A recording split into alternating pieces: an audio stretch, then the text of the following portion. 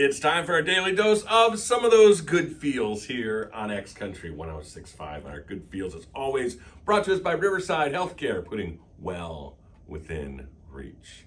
And our good feels today comes to us from the Kankakee County Fairgrounds, and not in the grandstands, not in the midway. Nothing with bright lights, nothing with crashing cars or school buses, from a show barn and the Ag Olympics going on this past weekend. Well, there's a few things that I am a big believer in. And number one of those things is, if you went trick-or-treating as a kid, well, as a grown-up, now you should turn on your light, and on Halloween, you should give away some candy, right? As long as you're able to, you should do that. You should do that thing for the next generation.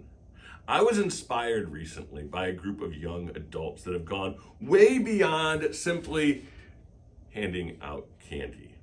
The Farm Bureau Young Leaders Group, young people who are all in their 20s and 30s, starting families of their own, running businesses, having important jobs and lots of responsibilities, but they find time to give back. And give back is one of those words people use, that terms they say, oh, you're giving back. I think they go beyond giving back. They create the Ag Olympics at the Kankakee County Fair. This has happened for the last 34 years. On the last day of the Kankakee County Fair, all of the Kankakee County 4-H clubs go to a show barn, and they're all in there with their teams, with their clubs, and they compete in a bunch of different events: an obstacle course, a feed sack throwing, tug of war, lots of really fun things. There's lots of cheering, lots of supporting each other, and lots of camaraderie amongst the teams. And the young leaders going beyond giving back to creating something really special.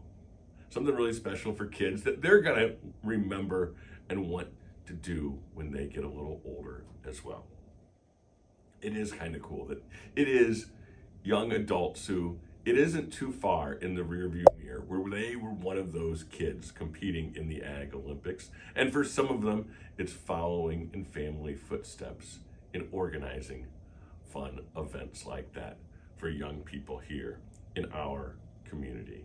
So hats off to our Farm Bureau young leaders, as they inspired me over the weekend to maybe do more than just give back, figure out ways to create something special for future generations.